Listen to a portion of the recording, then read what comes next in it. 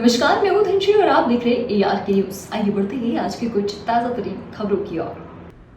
राजधानी में समाजवादी पार्टी ने नरेला विधानसभा से शमशुल हसन बल्ली एवं मध्य विधानसभा से शमा तनवीर को तारा मैदान में। जहां एक और विधानसभा चुनाव की तारीखों की घोषणा होने के बाद सभी पार्टियों ने अपने अपने प्रत्याशियों की घोषणा कर दी है। चाहे वे कांग्रेस हो या बीजेपी या फिर आम आदमी पार्टी, सभी ने अपने प्रत्याशियों की सूची जारी कर दी है।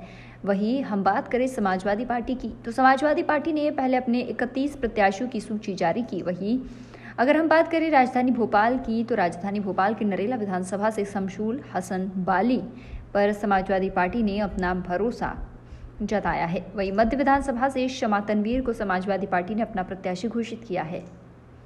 वहीं नरेला विधानसभा से प्रत्याशी शमशुल हसन बाली ने बताया कि सबसे पहले तो हम हमारे राष्ट्रीय अध्यक्ष अखिलेश यादव जी का धन्यवाद देना चाहता हूं कि उन्होंने हम पर अपना भरोसा जताया। वहीं आगे उन्होंने बताया कि चुनाव में हमारे जो मुद्दे होंगे वह बेरोजगारी, शिक्षा और चिकित्सा जैसे मुद्दे होंगे, जिनको लेकर हम जनता के बीच जाएंगे और विकास के ऊपर चुनाव लड़ेंगे। समाजवादी पार्टी ने आपको नरेला विधानसभा से टिकट दिया है, क्या कहेंगे? बस सबसे पहले तो राष्ट्रीय अध्यक्ष जी माननीय सम्मानीय इस देश की आन बान शान श्री अखिलेश यादव जी का दिल की गहराइयों से मध्य प्रदेश समाजवादी पार्टी की ओर से मैं शुक्रिया अदा करता हूं, क्योंकि बहुत छोटे कार्यकर्ता हैं हम लोगों पर जो भरोसा यकीन किया है, भरोसा जताया है, तो यकीनन मध्य प्रदेश से हम उस भरोसे को कायम रखकर उनको रिजल्ट देंगे। किन मुद्दों पर चुनाव लड़ा जाएगा? बेरोजगारी, शिक्षा, चिकित्सा और इन्हीं मुद्दों को लेकर हम लोग चुनाव में जा रहे हैं। अभी तक समाजवादी पार्टी ने 31 मध्य प्रदेश में टिकटों की घोषणा की है।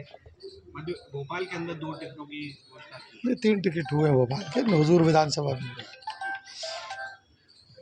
सर, आप अपने आप को कहाँ देखते हैं? 2 दिग्गज अभी मैदान में उतरे हुए हैं, भाजपा और कांग्रेस से। समाजवादी पार्टी अपने आप को कहाँ देखती है? समाजवादी ही पार्टी है, दिग्गज कहाँ से हो गए? जनता का खून चूसने वाले दिग्गज कहाँ से हो जाएंगे? जा रहे हैं हम लोग। कल आप कहेंगे 3 दिग्गजों में चौथा आएगा, उससे पूछेंगे कि 3 दिग्गज पहले से आप भी दिग्गज आ गए। इसलिए ये जनता का चुनाव है, जनता चुनती है और जनता त्रस्त है। और मुझे ये यकीन है कि इन 2 बाहुबलियों के बीच में अगर मैं जाता हूँ तो यकीनन चुनाव का समीकरण, उसको दिशा बदल दूंगा चुनाव की, क्योंकि मैं विकास में विश्वास रखता हूँ। कहीं ना कहीं आपके ऊपर में भी आरोप लगते रहे हैं पूर्व में, उस पर क्या कहना चाहेंगे? आपने उनको बाहुबली कहा, आपके ऊपर में भी कई ऐसे आरोप लगे हैं पूर्व में।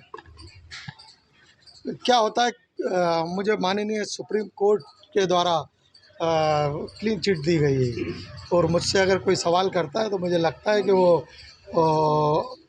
उस श्रेणी में आकर खड़ा हो जाता है जो उस श्रेणी में होती है। भाई साहब, लंबे टाइम से देख रहे कंटेम्प्ट की परिधि में आता है, खासतौर इसलिए चूँकि जो सुप्रीम कोर्ट के जिस आरोप लगे हैं, मैंने ये नहीं मैं कहा वही बता रहा हूँ आपको कि कंटेम्प्ट की परिधि में आते हैं, क्योंकि जो चीज़ न्यायालय एक बार ख़त्म कर देता है उसको बार बार दोहराना ये न्यायालय की अवमानना होती है।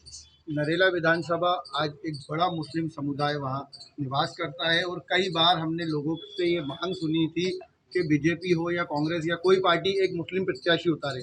तो इस बार समाजवादी पार्टी ने आपको मौका दिया है, तो क्या लगता है कि जनता से वो प्यार आपको मिलेगा जिसकी उम्मीद जनता जता रही है? देखिए, हम लोगों की जो समाजवादी विचारधारा के लोग हैं, हम लोगों की छवि हिंदू और मुस्लिम की नहीं है। हमारे यहाँ सबका साथ होता है, सबका विकास होता है। क्योंकि हमारे राष्ट्रीय अध्यक्ष, हमारे यहाँ एक नेता है जिसके आदेश का पालन किया जाता है। भारतीय जनता पार्टी, कांग्रेस नहीं है जो खुले मंचों पे एक दूसरे का गिरबान और कपड़े फाड़ने की बात करे। ये समाजवादी पार्टी की विचारधारा के हम लोग हैं, और यकीनन जनता को उस विधानसभा में, चाहे वो नरेला हो या मध्य हो या उत्तर हो या दक्षिण पश्चिम हो या हुजूर हो, जहाँ से भी हमारे प्रत्याशी लड़ेंगे तो यकीनन हम लोग जीत का परचम ज़रूर मध्य प्रदेश में फहराएंगे।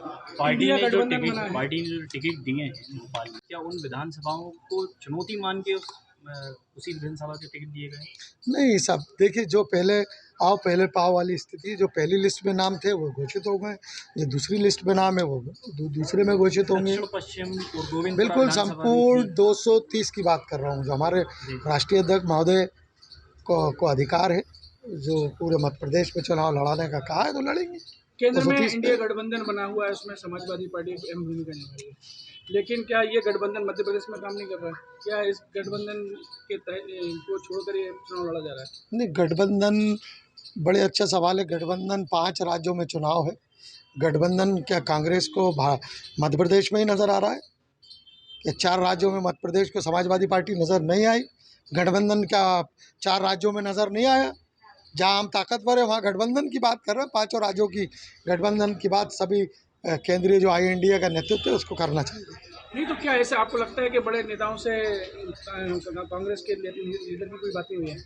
No comments. मैं, क्योंकि राष्ट्रीय लेवल का मामला है, राष्ट्रीय अध्यक्ष से जुड़ा मामला, उस पर मैं टीका टिप्पणी नहीं। यदि जनता आपको प्रायोरिटी क्या रहेगी क्षेत्र की? सबसे पहले तो एक आदर्श जो विधानसभा होती है उसमें एक आदर्श विधानसभा का वहाँ निर्माण करूँगा।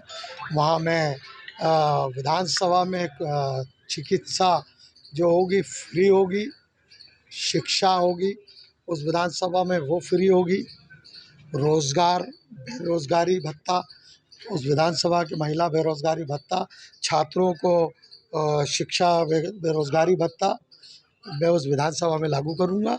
और संपूर्ण मध्य प्रदेश में अगर हमारी सरकार बनती है तो मैं आपको इस यकीन दिला रहा हूँ आपके चैनल के माध्यम से कि जो हमारे राष्ट्रीय अध्यक्ष महोदय ने कहा है, किसानों को हम 300 यूनिट बिजली मुफ्त देंगे, यह कहा है, तो यकीनन मध्य प्रदेश में, संपूर्ण मध्य प्रदेश में किसानों को और बेरोज़गारों को छात्रवृत्ति और ये सब चीज़ों को लेकर राष्ट्रीय अध्यक्ष चिंतित है। हम काम करेंगे यहाँ पर। आपके आने के बाद समाजवादी पार्टी कहीं ना बने रहने के लिए हमारे चैनल को लाइक, शेयर और सब्सक्राइब करना ना भूलें।